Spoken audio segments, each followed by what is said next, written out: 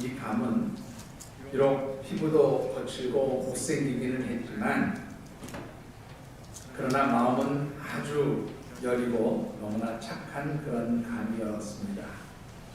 그에게는 아주 절친한 친구가 하나 있었어요. 고구마가 아주 절친한 친구였는데 이 고구마는 가장 자기와 가깝게 지내는 이 감을 좀 짙게 놀려댔습니다. 뭐라고 놀려댔는가 하면, 야 감아, 너는 비록 맛있는 감이기는 하지만 너무 피부가 거칠고 얼굴이 못생겨서 너는 감자같이 생겼어. 그래서 너는 못생긴 감자야. 그렇게 매일 감을 감자라고 부르면서 놀려댔습니다. 감은 절친한 친구인 고구마가 자신을 못생긴 감자라고 놀리는 것이 물론 장난으로 하는 것인 것은 너무나 잘 알고 있었지만, 그러나 그것 때문에 꽤 많은 마음의 상처를 받아서 그만 감자 노이로제에 걸리고 말았습니다. 그래서 감자라는 소리만 들으면 가슴이 막 뛰고 얼굴이 붉어지고 어찌할 바를 모르는 그러한 상황이 되어버렸기 때문에 감은 이 감자 노이로제를 치료받기 위해서 병원을 찾아갔어요. 이제 병원에서 의사 선생님이 열심히 진찰을 하고 이제 검사를 한 끝에 감에게 이렇게 이야기를 했습니다. 감씨, 당신은 아주 심각한 감자 노이로제에 걸려 있습니다. 그래서 누구든지 당신에게 감자야 라고 그렇게 하는 말, 감자니 뭐 이런 말을 들으면 당신이 그 스트레스로 인해서 죽을 수도 있으니까 이 감자 노이로제를 치료하는 기간 동안은 절대 밖에 나가지 마시고 집에만 꼭 계셔서 이제 스트레스를 받지 않도록 주의하시는 게 좋겠습니다. 그렇게 이제 의사 선생님이 이야기를 해줬어요. 그래서 감은 이제 병원에 갔다 온 그날부터 병원을 가는 날은 제외하고 절대로 밖에도 나가지 않고 집에만 콕 이제 붙어 있었습니다. 그런데 매일 보이던 감이 보이지 않으니까 절친인 고구마가 도대체 감이 왜 보이지 않는지 궁금해서 사람들에게 감 소식을 물어보기 시작했어요. 그랬더니 사람들이, 야 사실은 여차저차해서 감이 감자 노이로제에 걸려서 이제 병원에서 치료를 받고 있고 그래서 절대로 밖에 나오면 안 되는데 라고 하는 이야기를 들려주었어요. 그 얘기를 들은 고구마가 대단히 미안한 마음이 생겼습니다. 자기가 매일 절친한 친구인 이 감에게 못생긴 감자라고 놀렸기 때문에 감자가 노이로제에 걸렸다는, 감자 노이로제에 걸렸다는 그런 말을 듣고 미안하기도 하고 또 어떻게 하면 이 감에게 자신의 그 미안한 감정을 표현하고 위로해 줄 수 있을까 고민하고 생각하다가 감의 집으로 찾아갔어요. 밖에서 감의 집 문을 막 두드리면서 감을 부르기 시작했습니다. 감, 너 집에 있냐? 그렇게 계속 문을 두드리고 불렀습니다. 감은 집에서 고구마가 자기를 부르는 소리를 들었어요. 절친인 고구마가 자기를 부르는 소리를 듣고 나 있어. 그리고 문을 열어주고 싶었지만 혹시라도 고구마가 또 자신에게 너 못생긴 감자야 이렇게 놀려댈까봐, 그래서 스트레스를 받아서 자기가 죽게 될까봐 겁이 나서 아무 소리 하지 않고 가만히 있었습니다. 그런데 감이 대답을 하지 않으니까 고구마가 탁 문을 두드리면서 감, 너 집에 있냐? 집에 있냐? 분명히 집에 있는 것 같은데 대답을 안 하니까 감이 깜빡 잠이 들었나 보다 그렇게 생각을 하게 됐어요. 그래서 고구마가 이렇게 물었습니다. 감, 자니? 이렇게 물었어요. 그랬더니 감이 그 소리를 딱 듣는 순간에 스트레스를 받아서 그만 죽어버리고 말았답니다. 무슨 말인지 이해가 되시죠? 예, 감, 자니? 너 감, 자니? 이렇게 물었더니 그 감자니 소리에 스트레스를 받아서 죽었대요. 그냥 시중에서 웃자고 만들어낸 이야기라고 그렇게 생각이 되어지지만, 그러나 이 이야기 속에는 얼마나 많은 사람들이 사람의 말에 의해서 위로가 아닌 상처를 받고 살아가는가 하는 것을 아주 잘 보여주고 있습니다.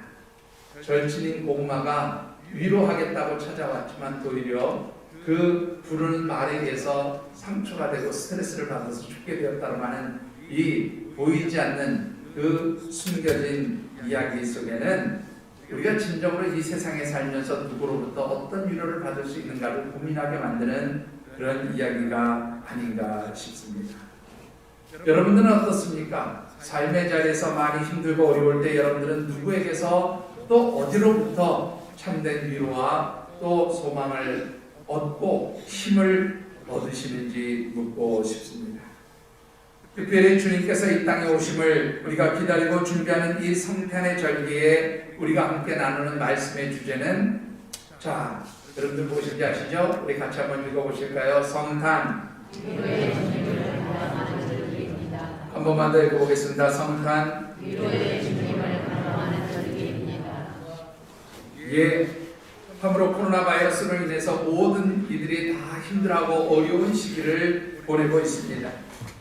그래서 이 성탄의 절기가 예년 같으면 정말로 기쁨으로 주님이 오심을 기다리고 준비하면서 여러 가지 우리 찬양대의 경우에는 칸타타도 준비하고 교회 앞에 어린이들은 성탄 발표도 준비하면서 그렇게 주님이 오실 것을 기다리고 준비하는 절기이지만, 모두가 이 코로나 바이러스로 인해서 주님이 오심을 기다리고 준비하는 여러 가지 일들을 계획하고 또 그것을 실행하기보다는 오히려 예배조차 드리지 못하는 그러한 어려움 가운데 있음을 보게 되어집니다. 바로 이러한 어려움의 시기 가운데 이 땅에 우리에게 찾아오신 주님, 그 주님이 주시는 위로로서 우리가 힘을 얻고 소망을 얻고 다시금 이 어려운 시기를 능히 이겨내면서 살아갈 수 있다고 하는 관점에서 우리 12월의 말씀을 묵상하고 있습니다. 그래서 지난 첫 번 대인절 주일에는 특별히 우리에게 참된 위로자가 되시는 하나님을 갈망하면서 살아야 함을 말씀드렸어요. 우리가 영적으로 깊이 하나님을 갈망하며 하나님의 도우심과 은혜를 구할 때에 하나님께서는 우리 가운데 하나님 주시는 참된 위로와 소망으로 우리에게 힘을 더하여 주실 것을 말씀드렸습니다. 오늘 두 번째로 드리고 싶은 말씀은, 특별히 우리가 힘들고 어려운 삶의 자리 가운데 있지만 하나님께서 독생자 예수 그리스도를 우리에게 보내어 주시고 그 예수님을 통하여 우리를 치유하시고 회복하심으로 인하여 참된 위로와 축복을 주신다는 말씀 드리고 싶습니다.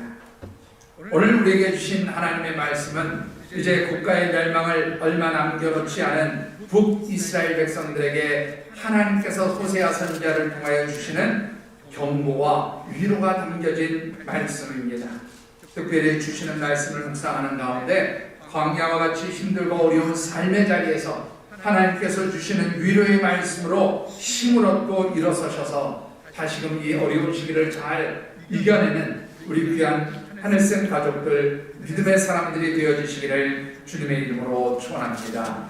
자, 오늘 주신 말씀을 통해서 우리가 먼저 묵상해 보고 싶은 것은, 왜 하나님께서는 하나님의 자녀된 우리 성도들에게 광야와 같은 고난의 자리, 삶의 자리를 주시느냐 하는 것입니다. 그것은 이 광야와 같은 삶의 자리를 통해서 우리를 영적으로 회복하시고 우리와 영적으로 교통하시며 또한 우리를 위로하시기 위함이라 그렇게 말씀을 드리고 싶습니다. 본문 14절과 15절의 말씀을 우리 다시 한번 같이 받들어 읽어보겠습니다.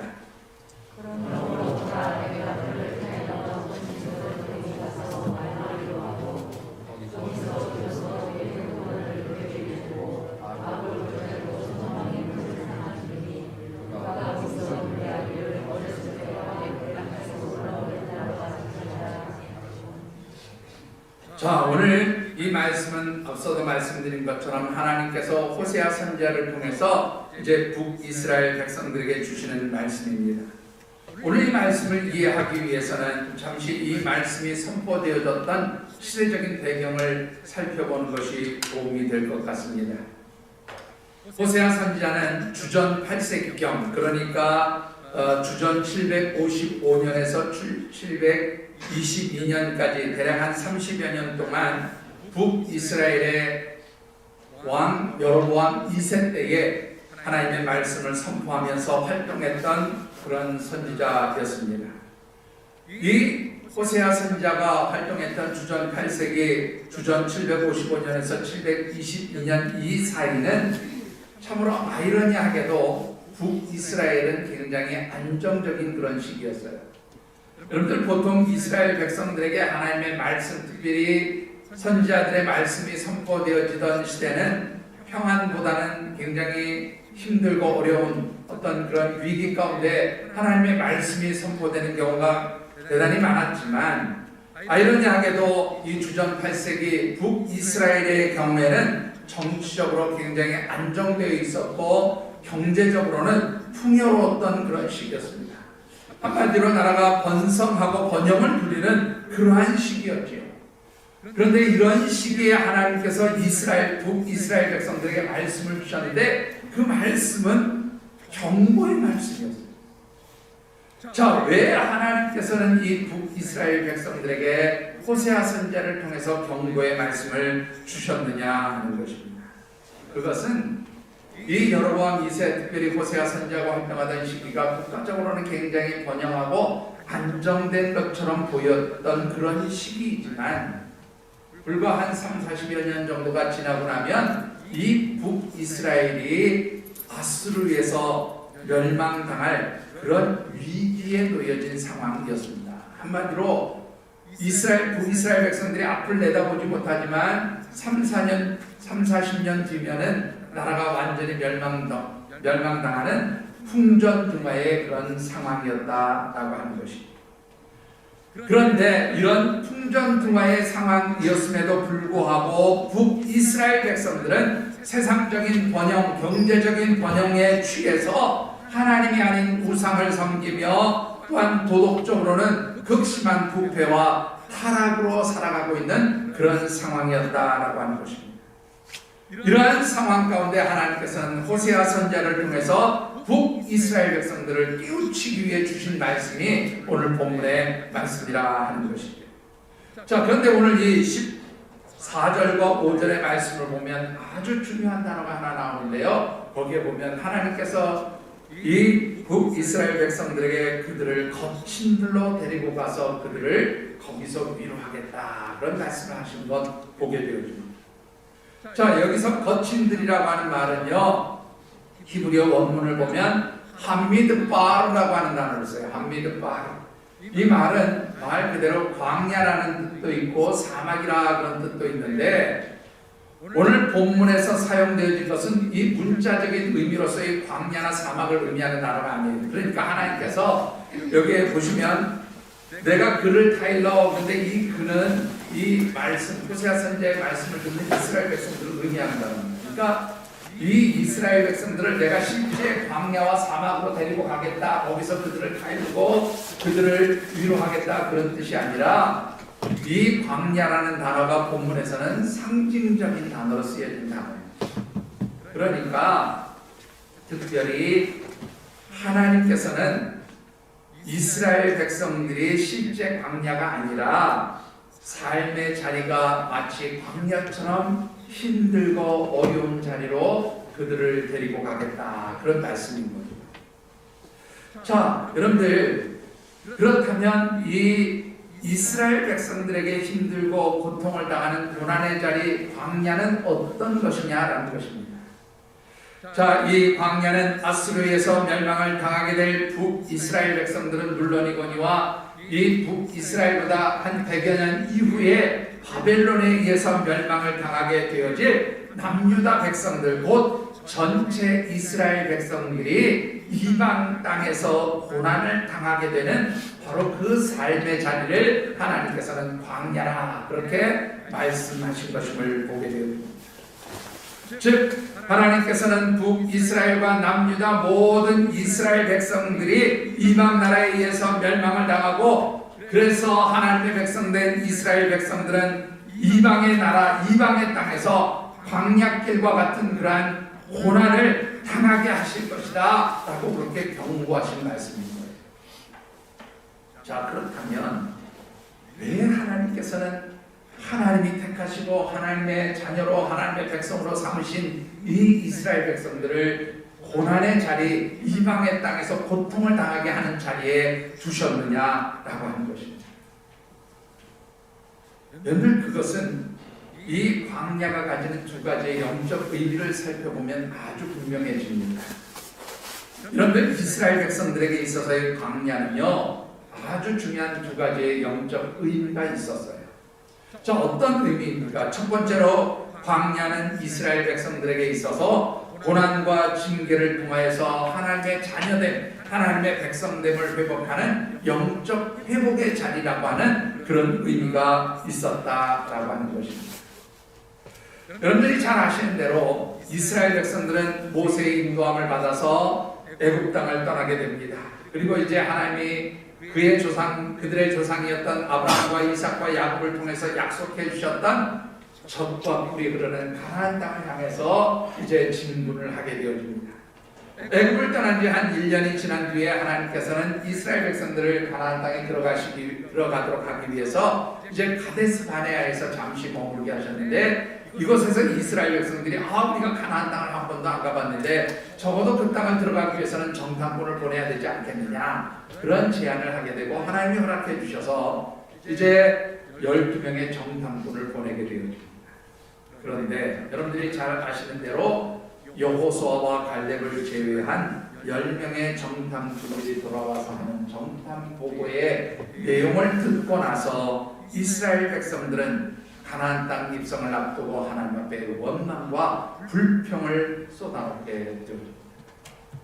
이런 원망과 불평으로 인해서 이스라엘 백성들에게 어떤 하나님의 징계가 임합니까? 그들이 약속의 땅이었던 젖과 꿀이 흐르는 그 축복의 땅이었던 가나안 입성이 무려 40년 동안 지체되고 미루어지는 그러한 고통을 당하게 되어집니다. 뿐만 아니라 이 가나안 입성을 앞두고 하나님 앞에 원망과 불평을 쏟아놓았던 이스라엘 백성들 중에서 애굽에서 나올 때에 20세 이상이 되었던 모든 사람들, 여호수아와 갈렙을 제외한 모든 사람들은 단 한 명도 가나안 땅에 들어갈 수 없는 그런 징계를 당하게 되었습니다.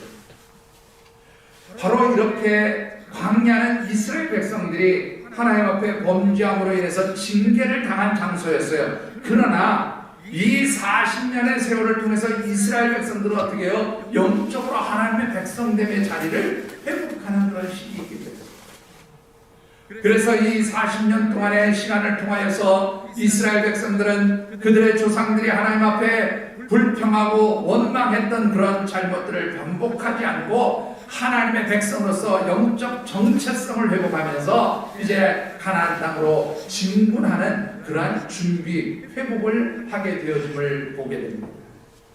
따라서 이스라엘 백성들에게 있어서의 광야는 자신들의 잘못에 대한 하나님의 징계와 채찍의 자리임과 동시에 그 징계와 채찍을 통하여 영적으로 회복시키는 의미가 있는 곳이 바로 이 영적 광야가 주는 그러한 의미였다라고 하는 것입니다. 또 하나 이스라엘 백성들에게 있어서의 거친들 곧 광야는 하나님과 영적으로 깊이 교제하는 자리였음을 보게 됩니다. 여러분들이 잘 아신 대로 이스라엘 백성들이 40여 년 광야에서 생활하는 동안에 하나님께서는 그들을 구름 기둥과 불 기둥으로 발걸음마다 인도해 주셨음을 보게 됩니다. 낮에는 구름 기둥으로, 밤에는 불 기둥으로 그렇게 이스라엘 백성들을 인도하시는 하나님의 손길. 그래서 그 구름 기둥은 광야의 뜨거운 태양을 가리워주는 그러한 하나님의 보호하심의 손길이었고, 또한 밤에 비추어주시는 불기둥은 차가운 사막의 밤을 따뜻하게 데워주시는 하나님의 사랑의 손길이 그 속에 담겨져 있었음을 그들은 친히 경험하게 된 것입니다. 그래서 그렇게 구름기둥과 불기둥으로 인도해 주시는 하나님의 능력의 손길을 바라보면서 하나님의 백성, 하나님의 자녀로서 하나님과 영적으로 깊이 교제하고 만나는 자리가 바로 이스라엘 백성들에게는 광야라고 하는 곳이었다라고 그렇게 말씀을 드릴 수가 있습니다. 그러니까 광야는 고난의 자리이지만 동시에 하나님의 백성으로서의 정체성을 회복하는 자리였고, 또한 그 광야의 고난의 자리를 통해서 오히려 이스라엘 백성들은 하나님과 영적으로 깊이 교제할 수 있었다고. 그런 두 가지의 영적 의미가 이 광야라고 하는 단어 가운데 담겨져 있음을 보게 됩니다. 자, 그렇다고 한다면 하나님께서 이스라엘 백성들을 고난과 징계의 자리며 동시에 하나님과 교제하는 이 광야에 머물게 하시는 이유가 무엇이었느냐라는 것이지요. 여러분들 그 이유가 16절과 17절에 아주 잘 나타나 있음을 보게 됩니다. 우리 16절과 17절의 말씀을 같이 한번 만들어 보겠습니다.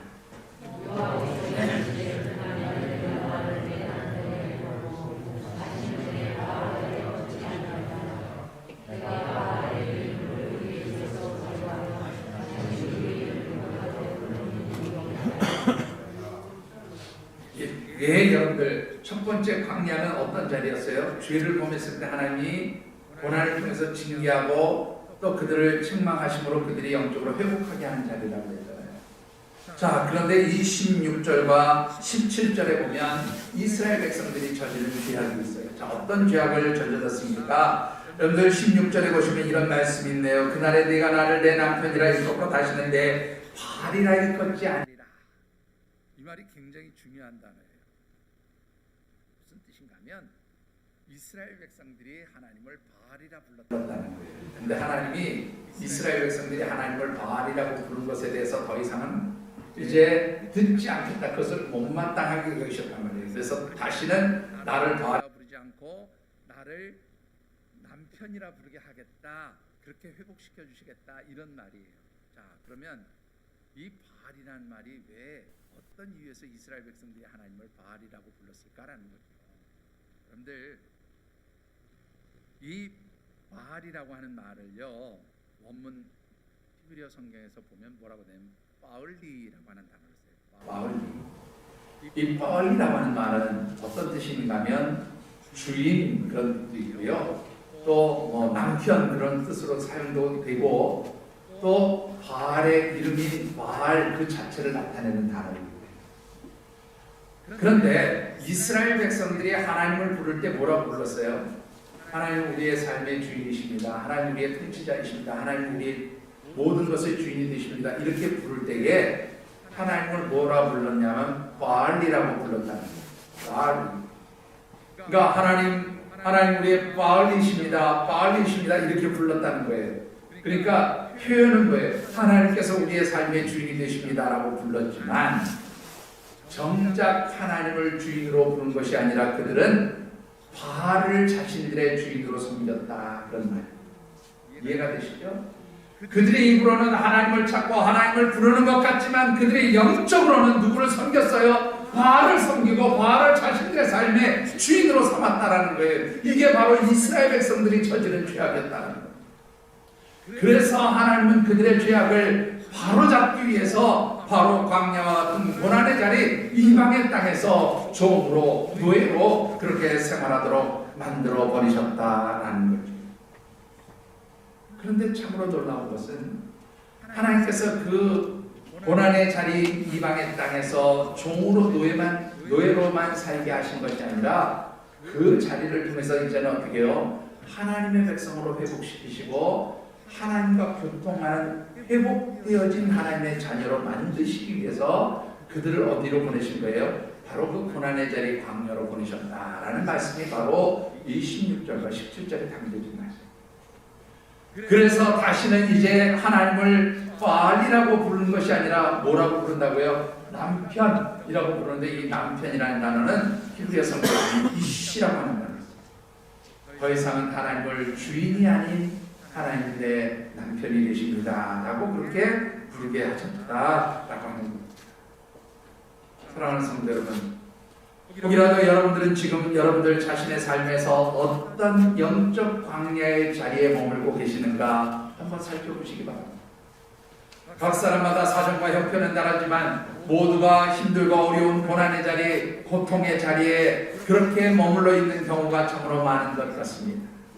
그런데 분명한 것은 내가 당하는 그 고난의 자리, 고통의 자리가 정말로 내가 볼 때는 힘들고 어렵고 나를 죽이는 것 같은 그러한 자리로 느껴질지 모르지만 하나님께서 우리를 그 고난의 자리에 두신 것은 바로 우리를 정결한 하나님의 백성으로 거듭나게 하시고 하나님과 영적으로 교통하는 진정한 하나님의 백성, 진정한 하나님의 자녀로 회복시키기 위하여 우리를 고난의 자리에 두셨다는 바로 그 사실을 여러분들이 잊지 않게 되기를 주의 이름으로 축원합니다. 그래서 우리가 고난을 당하는 그러한 광야와 같은 자리에 있을지라도 그 자리는 참으로 심판과 죽음의 자리가 아니라 하나님의 백성들에게는 어떤 자리가 되는 거예요? 소망의 자리가 되고 축복의 자리가 되어지는 줄 믿습니다. 여러분들 고난을 통해서 여러분들이 영적으로 더욱더 하나님의 백성답게 회복되시고 또 그 고난의 자리를 통해서 더 깊이 하나님과 교통하시고 교제하시는 진정한 하나님의 백성들이 되어지시기를 주님의 이름으로 축원합니다. 자, 중요한 것은요, 그러면 하나님께서 이렇게 이스라엘 백성들을 영적으로 회복시키시고 또 하나님과 교제하는 진정한 하나님의 자녀로 회복시켜 주시기 위해서 하나님이 어떤 일을 하셨느냐는 거예요. 여러분들 오늘 본문 19절과 20절의 말씀을 우리 같이 한번 읽어보죠. 19절과 20절.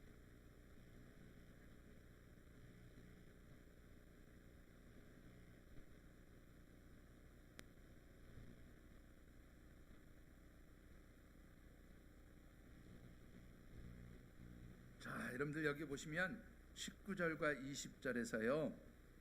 여러분들 반복해서 하시는 세 개의 단어가 있습니다. 무슨 말이죠? 세 개의 단어가 반복해서 나오는 문장이 하나 있다. 세 번이나 장가들다. 장가. 여기서 네 개 장가들어 그런데 이 너는 누굽니까? 바로 하나님의 징계를 받아서 고난의 자리에 들어가 있는 이스라엘 백성들을 의미하는 단어예요. 근데 하나님께서 이 이스라엘 백성들에게 장가를 들었다, 장가를 든다, 장가를 든다 이렇게 세 번이나 반복하시는 거예요. 그런데 이 장가를 들다라고 하는 말은요, 히브리어 성경 원문에 보면 아라스라고 하는 단어가 있어요. 아라스. 근데 이게 무슨 말이냐면 우리말로 가장 적절하게 표현한 단어가 있다면 약혼식하다는 뜻이 해석을 하면 가장 정확한 거예요.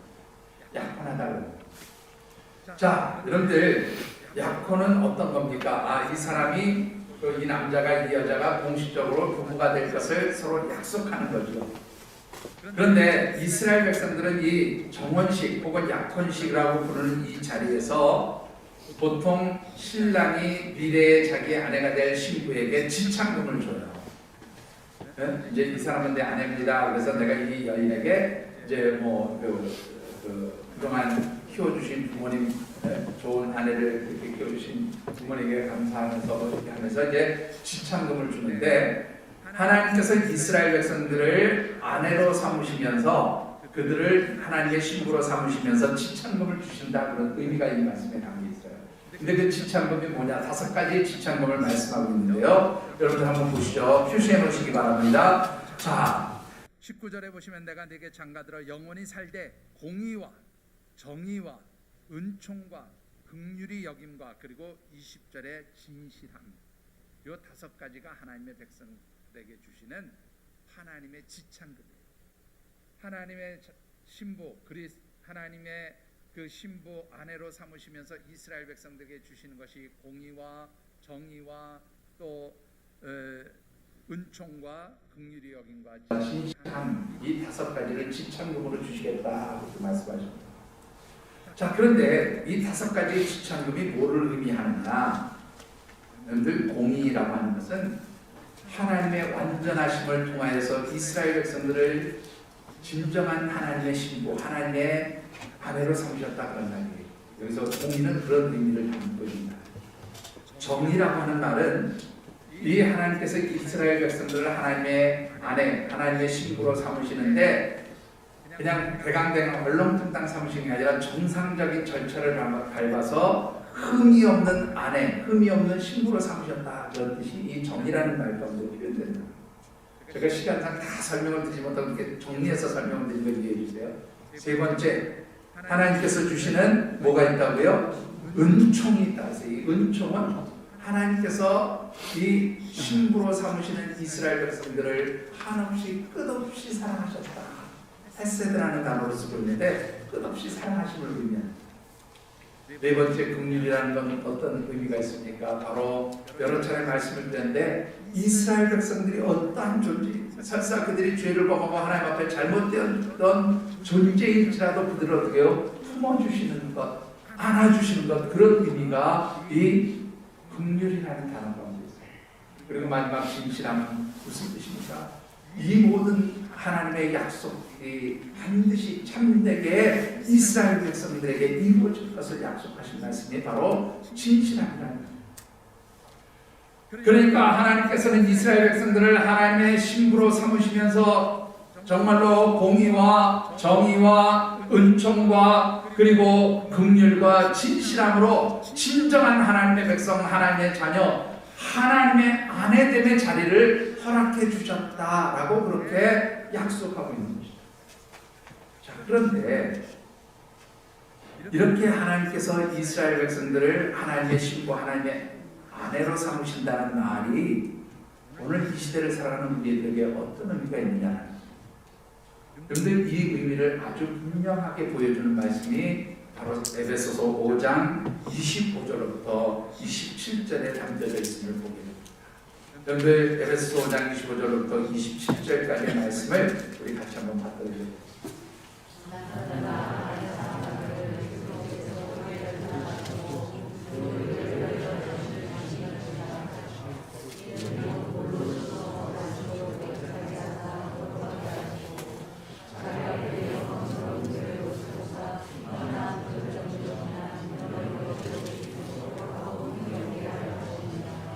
자, 여러분들이 말씀 잘 아신 대로 사도 바울이 에베소 교회 성도들에게 보내는 편지 가운데 이제 부부의 관계를 설명하면서 특별히 남편이 아내들에게 어떤 남편이 되어야 되는지, 어떤 그런 이제 남편으로서 아내를 대해야 하는지를 예수 그리스도와 교회의 관계를 통해서 설명한 내용이 바로 이 말씀입니다. 자, 우리가 좀 중요하게 생각하는 것은 바로 25절 후반절부터 시작되어지는 예수께서, 그리스도께서 교회를 이제 대하는 그런 말씀들이 있죠. 25절 말씀 한번 열어주세요. 자, 여기 보시면 그리스도께서 교회를 어떻게 해요? 사랑하시고 그 교회를 위하여 자신을 어떻게 해요? 내어주셨다. 그래서 그 내어주심을 통하여 그리스도께서 십자가에서 죽으심을 통하여 이제는 이 그리스도의 신부가 되는 교회 곧 성도들을 어떻게 해요? 여기 보니까 깨끗하게 하시고 거룩하게 하시고 또 27절에 보시면 거룩하고 흠이 없는 그러한 신부로 삼으셨다 그렇게 말씀합니다. 그러니까 하나님께서 이스라엘 백성들을 아내로 삼으셨다라는 말은 신약시대를 살아가는 또 예수님 이후 시대를 살아가는 우리들에게는 우리가 바로 뭐예요? 교회 곧 성도고 곧 뭐예요? 그리스도의 신부라고 하는 것이죠. 마치 하나님께서 이스라엘 백성들을 아내로 삼으신 것처럼 하나님께서는 독생자 예수 그리스도를 이 땅에 보내어 주심으로 우리를 그리스도의 정결한 신부로 삼고 하나님의 백성, 하나님의 자녀, 하나님 나라에 속한 하나님의 것으로, 하나님의 사람들로 그렇게 우리의 신분을 바꿔주셨다라는 의미가 바로 이 말씀 가운데 담겨진 것입니다. 따라서 하나님께서 이스라엘 백성들을 아내로 삼으셨다는 바로 이 말씀은 오늘 저와 여러분들에게 우리를 본하시고 거룩한 하나님의 백성으로 흠이 없고 정말로 티가 없는 정결한 그리스도의 신부로 만들어주시기 위해서 독생자 예수 그리스도를 내어주시는 하나님의 사랑, 곧 이 대림절의 절기, 주님이 이 땅에 오심을 의미하는 그러한 절기의 의미가 이 속에 담겨져 있음을 보게 됩니다. 사랑하는 성도 여러분, 하나님께서는 독생자 예수 그리스도를 내어주심으로 인해서 그 주님이 이 땅에 오심으로 인하여 우리가 하나님의 거룩한 정결한 신부가 되게 하시는 그 놀라운 축복의 역사를 저와 여러분들에게 주신 줄 믿으시기 바랍니다. 그렇기 때문에 이 성탄의 절기는 우리가 무엇보다도 하나님 말씀을 깊이 묵상해야 될 것은 우리가 정결한 하나님의 신부로서 그리스도의 신부로서 어떻게 살아가야 할 것인가를 깊이 묵상하는 그런 절기가 되어져야 한다라고 하는 것입니다. 하나님의 사랑과 은총을 받아서 그리스도의 정결한 신부로서 흠이 없고 티가 없는 그야말로 거룩한 그리스도의 신부가 되어진 성도 하나님의 자녀들은 그러면 이 성탄의 절기에 무엇을 어떻게 해야 하느냐라는 것이고요. 여러분들 오늘 본문으로 돌아가셔서 20절 말씀 끝부분을 보시면 이렇게 기록하고 있습니다. 네가 여호와를 알리라. 이 여호와를 안다라는 말은요, 여러분들 구약성경에서 여러 번 사용하는 단어 중에 하나인데, 이 안다라는 말은 히브리어로 야다라는 말을 써요. 근데 이 야다라는 말이요, 부부의 관계에서 사용되어질 때는 어떤 뜻이 되느냐면 동심하다 그런 뜻이 됩니다. 하나님께서 아담과 하와를 창조하시고 그들을 부부로 삼아주셔서 이제 아담이 하와 동침함에 그렇게 쓸 때 이 바로 야다라고 하는 단어를 써요. 그래서 이 야다라는 단어는 부부가 서로를 깊이 제대로 알게 되는 게 서로 동침하면서 제대로 알게 되는 것처럼 이것을 하나님과의 관계에서 쓸 때는 하나님을 지식으로 알게 되는 게 아니라 우리 주님을 지식으로 알게 되는 게 아니라 경험적으로 깊이 알게 되는 것을 의미합니다. 그런데 오늘 본문에서 하나님께서 신부되는 이스라엘 백성들에게 너희는 나를 알아야 한다라고 그렇게 말씀하는 것은 곧 다른 말로 표현하면 너희들은 하나님을 깊이 경험적으로 체험해야 한다라고 말씀합니다. 동일하게 이 말씀은 우리에게 어떤 의미로 다가옵니까? 우리에게 신랑 되신 예수 그리스도를 깊이 묵상하면서 그 주님을 경험적으로 만나고 체험하는 그런 절기가 되어야 한다라고 그렇게 하나님께서 말씀해 주는 그런 내용의 말씀인 것입니다. 사랑하는 성도 여러분, 이 성탄의 절기에 여러분들이 코로나 바이러스니 뭐니 이런 것 저런 것들로 인해서 정말로 힘들다 어렵다 그렇게 불평하거나 낙심하거나 좌절하거나 절망하기보다는 이 절망 가운데서 우리를 구원해 주시고 우리를 거룩한 주님의 신부로 삼아 주시기 위해서 이 땅에 오신 주님을 깊이 묵상하면서 주님을 체험적으로 만나고 경험하는 그러한 축복의 절기가 되어주시기를 주님의 이름으로 축원합니다. 뿐만 아니라 여기에서 한 가지 더 나가요. 대림절의 절기, 이 주님이 오심을 기다리고 또 이 주님 오실 준비를 주님 맞이할 준비를 하는 이 대림절의 절기는 단지 이 땅에 오셨던 주님을 준비하는 절기가 아니고 장차 우리 가운데 다시 오시는 재림하시는 주님을 맞이하고 그 주님을 영접할 준비를 하는 그런 절기도 역시 이 대림절의 의미에 담겨져 있다라고 하는 것입니다. 자, 왜 그렇습니까? 여러분들 특별히 마태복음 24장 42절의 말씀을 같이 한번 받들어 보겠습니다.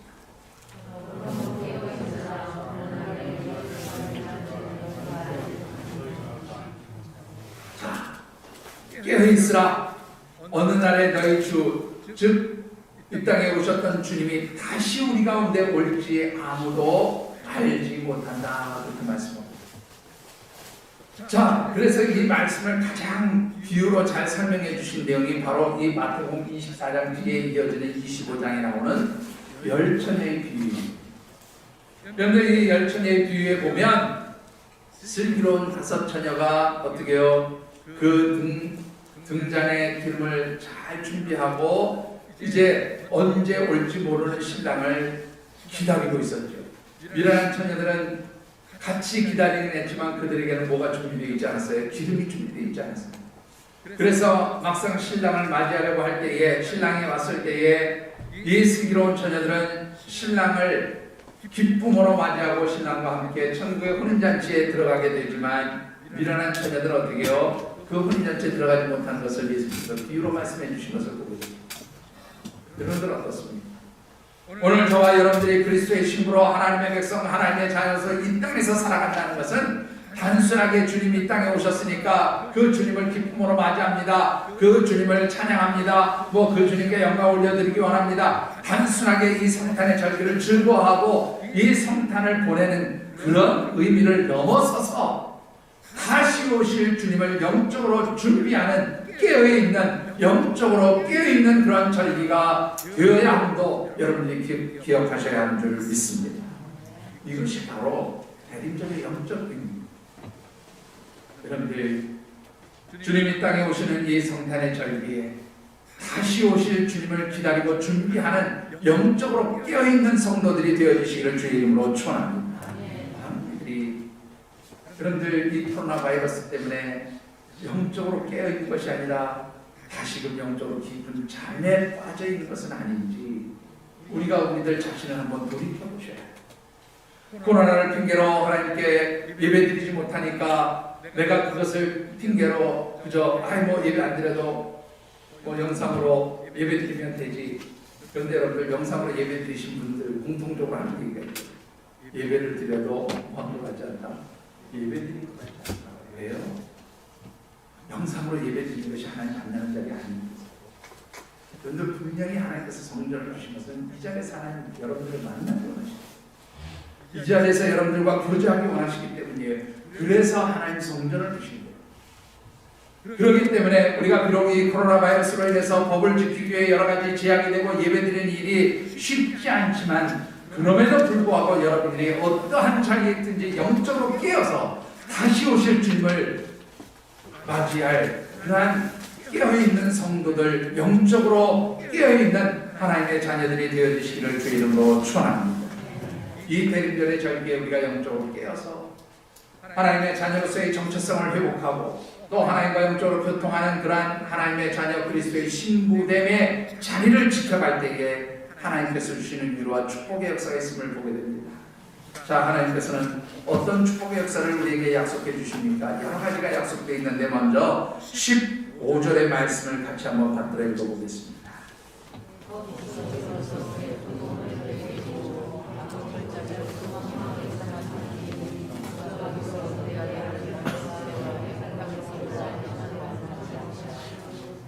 자, 여러분들, 여기서 먼저 약속해 주신 것이 무엇입니까? 아골의 골짜기로 소망의 문을 삼아 주시겠다 말씀입니다. 그런데 아골의 골짜기는 어떤 자리인지 아시죠? 바로 여리고성을 함락시킨 뒤에 거기에서 모든 것을 다 진멸하고 죽이라고 말씀하신 하나님의 명령을 어기고 아간이 일부의 물건을 훔치게 됩니다. 그로 인해서 이스라엘 백성들이 아이성의 패배를 당하게 되고, 그로 인해서 이 아이성의 패배의 원인을 찾던 중에 결국 아간의 죄악이 밝혀지게 되죠. 그래서 아간이 죽임을 당한 자리가 바로 이 아골의 골짜기예요. 따라서 이 아골의 골짜기는 어떤 자리입니까? 심판의 자리입니다. 죽음의 자리입니다. 멸망의 자리입니다. 그 자리는 더 이상 소망이 없는 절망의 자리입니다. 그런데 하나님의 백성으로서 우리가 그리스도의 정결한 신부됨의 그 정체성을 회복하고 다시 오실 주님을 영적으로 깨어서 준비할 때에 하나님께서는 어떻게 해요? 이 아골의 골짜기와 같은 고난의 자리, 절망의 자리, 낙심의 자리, 죽음의 자리를 어떤 자리로요? 소망의 자리로, 생명의 자리로 하나님이 회복시켜 주신다고 약속해 주셨음을 보게 됩니다. 사랑하는 성도 여러분, 그래서 이 성탄의 절기는 우리에게 위로가 되고 소망이 되어지는 줄 믿습니다. 뿐만 아니라 두 번째로 하나님 어떤 축복의 언약을 주십니까? 18절의 말씀을 같이 한번 맞들어 읽어보겠습니다.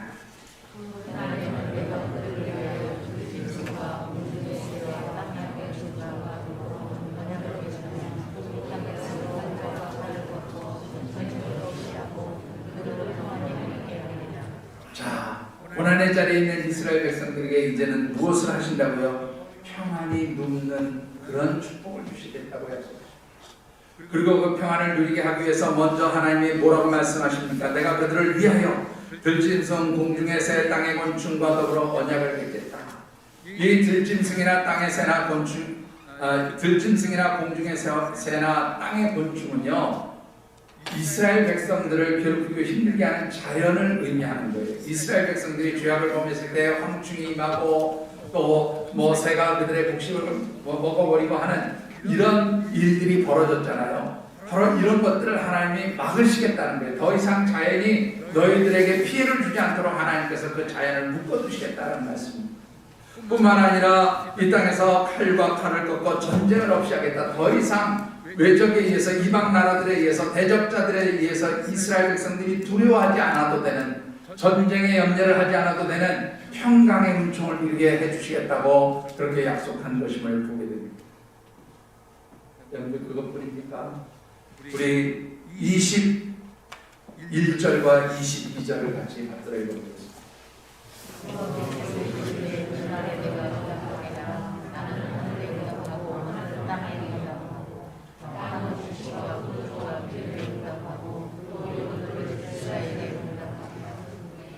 자, 여러분들 앞에 15절과 18절은 하나님과 영적 관계가 회복되는 것을 의미하면 이런 영적 관계가 회복되어졌을 때 주시는 물질적인 축복들이 21절과 22절에 기록되어 있어요.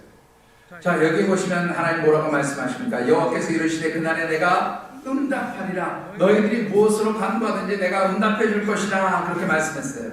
그런데 하나님이 응답하시니까 하나님께서 하늘에 응답하시고 하늘은 땅에 응답하고 땅은 곡식과 포도주와 기름에 응답하고 이것은 이스라엘에 응답하리라. 이렇게 말씀했어요. 자, 이게 무슨 말입니까? 하나님이 우리의 간구를 들으시고 응답해 주시니까 제일 먼저 그 응답의 역사가 어디로 나타나요? 이스라엘 백성들에게 하늘에서 나타나요. 이 하늘에서 나타난다는 것은 이스라엘 백성들이 농사짓고 땀을 수고할 때 가장 중요한 게 뭡니까? 하늘로부터 내리는 우로 비와 이슬이 이스라엘 백성들의 농사를 풍성하게 하잖아요. 그러니까 하나님이 이스라엘 백성들의 기도를 들으시고 명령하시니까 하늘이 응답해서 땅에다가 뭐를 내려요? 비를 내리는 거예요. 그래서 하늘에서 땅에 응답했다 그런 말이 나오는 거죠. 그 다음에 땅이 어디로 응답해요? 곡식과 또 포도주와 기름에 응답했다. 그럼 이 땅에서 나오는 모든 곡식과 포도주와 소산들이 풍성하게 하겠다라는 말이에요. 그리고 그 뒤에 보면 또 뭐라고 되어 있습니까? 그 곡식과 포도주와 기름이 뭐에 응답한다고요? 이스라엘에 응답하리라. 이 이스라엘은요, 이스라엘의 최고의 곡창지대를 나타내는 지명입니다. 그러니까 뭐예요? 하나님이 응답하시니까 어떻게 해요? 하나님과 영적인 관계가 회복되어지고 그래서 하나님 앞에 무엇이든지 구하게 되니까 하나님이 무엇을 주세요? 영적으로 회복된 이스라엘 백성들에게 무엇이든지 구하는 대로 풍성하게 채우신다. 넉넉하게 채우신다는 거예요. 넘치도록 채우신다는 거예요. 여러분들, 하나님과 영적으로 회복되면 여러분들의 삶의 자리에 풍성함의 역사가 임하게 되어지는 줄을 믿으시기 바랍니다. 그래서 이 성탄의 절기가 축복의 절기입니다. 여러분들이 이 성탄의 절기에 먼저 영적으로 여러분들이 하나님과의 관계가 회복되어지기를 바랍니다. 그리할 때 하나님은 하나님의 자녀 정결한 그리스도의 신부들에게 풍성한 물질의 축복도 주시는 줄 믿습니다. 마지막으로 하나님 어떤 축복의 언약을 주십니까? 23절의 말씀도 같이 받들어 읽어보겠습니다.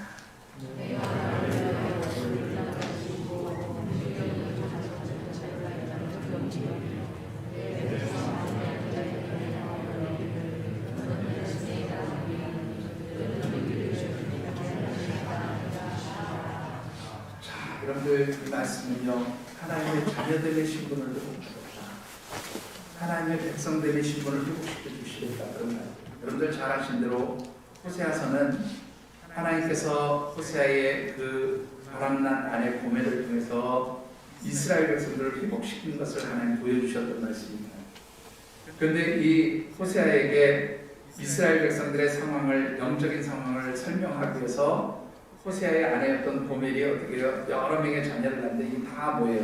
호세아의 자식들이 아니었잖아요. 그래서 로함이 내 자녀들이 아니다. 이런 이름을 지어주잖아요. 로함 뭐 이런 이름을 지어주잖아요. 그런데 바로 이렇게 내 자녀가 아닌 이스라엘 백성들을 이제는 어떻게 해요? 회복시키셔서 내 자녀, 내 백성으로 내가 그들을 회복시키겠다라고 약속하셨어요.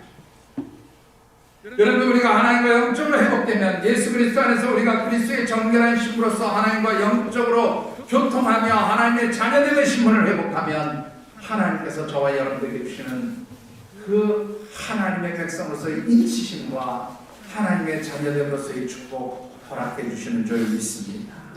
이 성탄의 절기가 그래서 저와 여러분들에게 위로와 소망과 축복의 절기가 되어지기를 주님의 이름으로 축원합니다.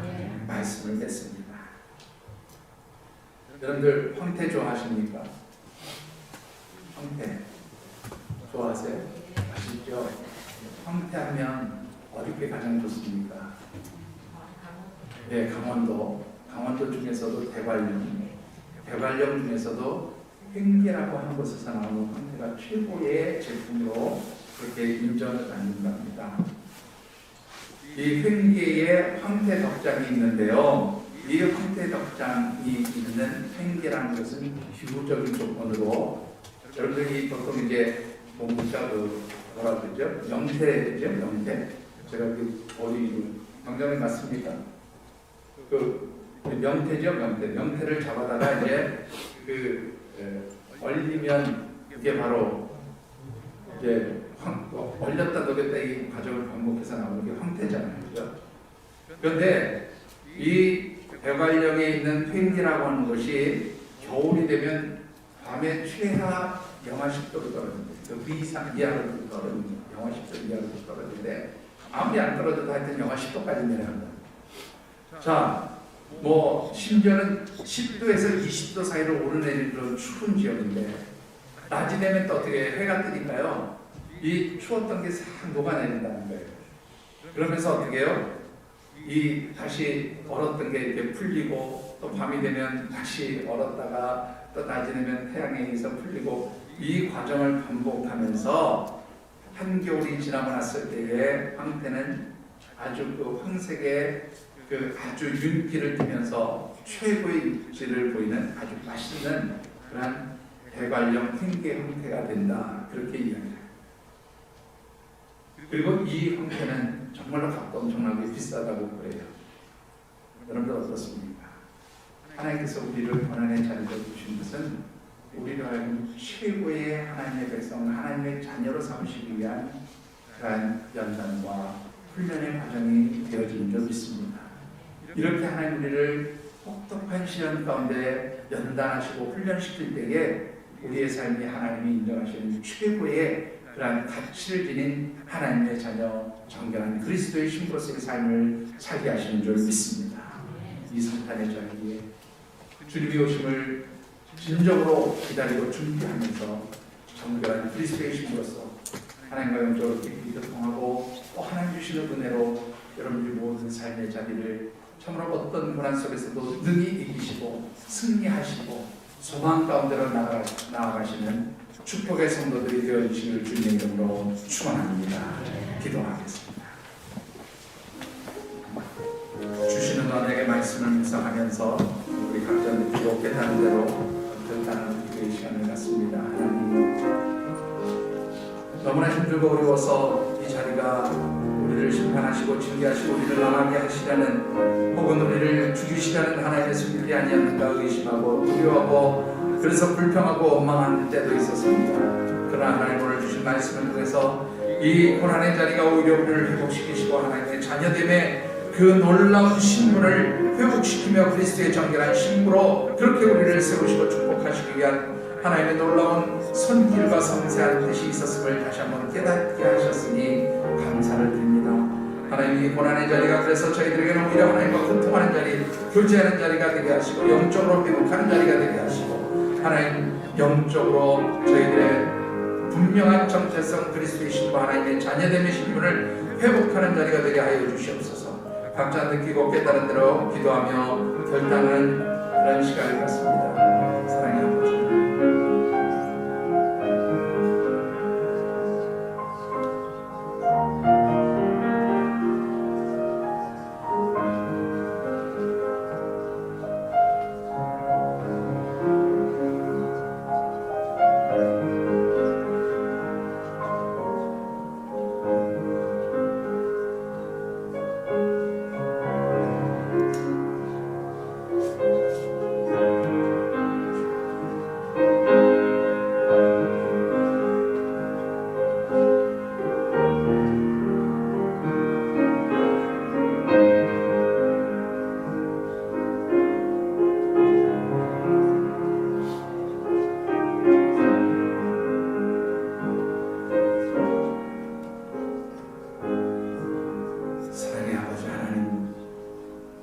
때때로 저희들의 삶의 자리가 고단하고 힘들어서 때로는 고난의 자리처럼 느껴져서 하나님 앞에 불평하고 원망했던 때도 있었음을 고백합니다.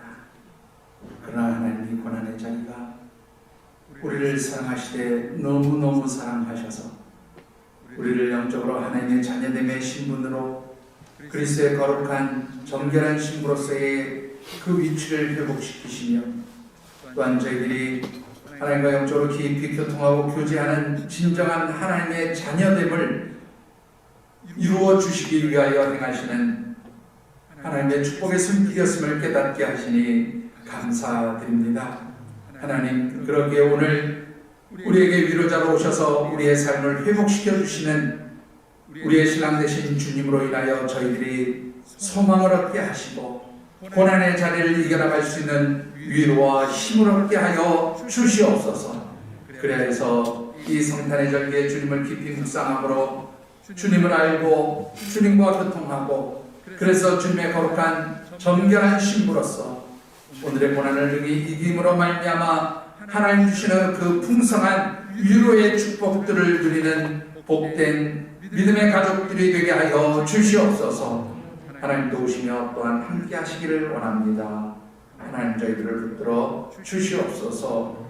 이제는 성부, 성자, 성령 하나님의 인도하시고 교통하시는 은총의 역사가 고난의 자리 가운데서 하나님 주시는 말씀을 통하여 위로를 얻고 주시는 언약의 말씀을 통하여 소망 가운데 이제는 하나님의 자녀 그리스도의 정결한 신부로서 이 땅에서 살지만 우리에게 임하실 주님을 소망하며 천국의 삶을 소망하면서 오늘의 모든 고난을 참으로 주님 주시는 능력으로 능히 이기며 승리하는 삶을 살겠다고 다짐하며 삶의 자리로 나가는 모든 주의 백성들과 이들의 가정과 경영하는 기업, 땀 흘려 일하는 직장과 일터, 선물로 주신 자녀들, 연로하신 부모님, 그리고 이 나라와 민족 세우신 주의 성전들, 특별히 주께서 피로 값주고 세우신 이 할셈 재단과 우리 교회가 꿈꾸고 소망하는 여러가지 사역 비전 위에 또한 하나님의 백성들이 한 주간도 살아가는 모든 삶의 자리와 발걸음 위에 코로나 바이러스로 인하여 두려워하고 근심하고 염려하는 온 지구촌 모든 영혼들 그 머리머리 위에 늘 함께 하시기를 간절히 축원하여지이다. 아멘.